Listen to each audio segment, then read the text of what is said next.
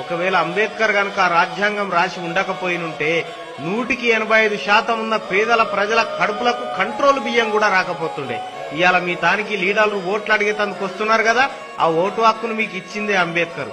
ఓట్లు రాజులకు మాత్రమే ఉండాలి, పెదకుల పోలకే అందాలి అని గాంధీ ఎంత కొట్లాడినా లేదు, ఈ దేశంలో నా ప్రజలకు ఓట్లు కావాలని 185% మంది ఉన్న ఈ పేద బిడ్డలకు ఓటు హక్కు తీసుకొచ్చి ఇచ్చిండు. ఇప్పుడు మీరు 500 రూపాయలకు అమ్ముకుంటున్నది అదే ఓటు. ప్రభుత్వాలు మీకు పింఛన్లు ఇస్తున్నాయంటే అదేదో వాళ్ళ దయ కాదు, ఆ తండ్రి అంబేద్కర్ ఆ ఓటును మీ తాను దాచిపెట్టకపోతే ఏ నాయకుడు మిమ్మల్ని పట్టించుకోకపోతుండే.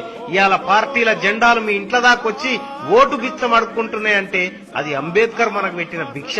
అసొంటి అంబేద్కర్ ను కొంతమంది ఏమని ప్రచారం చేసిరంటే ఆయన మాలమాదిగోళ్లకే రిజర్వేషన్లు ఇచ్చిండు గంతే అనుకొచ్చిరు. కానీ అది తప్పు. ఈ దేశంలో ప్రతి జీవికి అందరితో సమానంగా బతికే హక్కునిచ్చిందే ఆయన. కానీ ఆయన మీద తప్పుడు ప్రచారం చేసిన ఈ అగ్రవర్ణ పార్టీలు వాళ్ళకు ప్రచారం చేసుకునే హక్కును కూడా ఇచ్చింది మళ్ళా అంబేద్కరే. అందుకే ప్రపంచంలో అత్యున్నత మానవతావాది అంబేద్కర్ అని గుర్తించింది ప్రపంచం. కొలంబియా యూనివర్సిటీ, ఆ యూనివర్సిటీ చరిత్రలోనే అత్యంత మేధావిగా అంబేద్కర్ ను పొగిడిరు. ఎన్నో డిగ్రీలు చేసి ఎన్నో ఉన్నత చదువులు చదివిన అంబేద్కర్ తన కుటుంబం బతికేందుకు ఉపయోగించుకోలే ఆ చదువుని. 4000 ఏళ్ల సంధి తిండికి బట్టకు దస్తున్న జనాన్ని ఉద్ధరించేందుకు వాడే